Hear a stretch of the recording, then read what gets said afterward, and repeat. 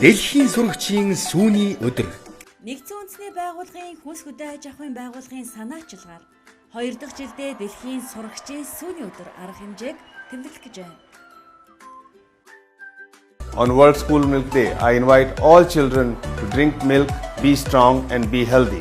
Дэлхийн 25 оронд 20 дахь удаага явагдах гэж байгаа дэлхийн сурагчийн сүүний өдрийг Сэлэн аймагт 2019 оны 9-р сарын 25-ны өдөр 10 цагт партизаны талбай дээр зохион байгуулах гэж байна.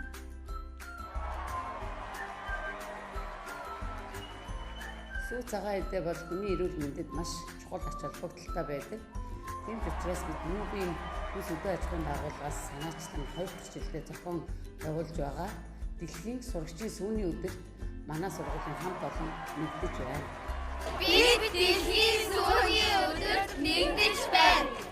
Бид дэлхийн сүүний өдөрт нэгдэж байна. Эрүүл хүнс, эрүүл сүү.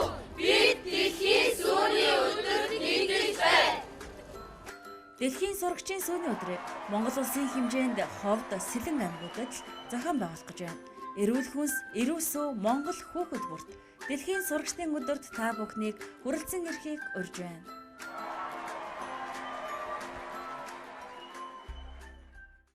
Дэлхийн сурагчийн сүүний өдөр.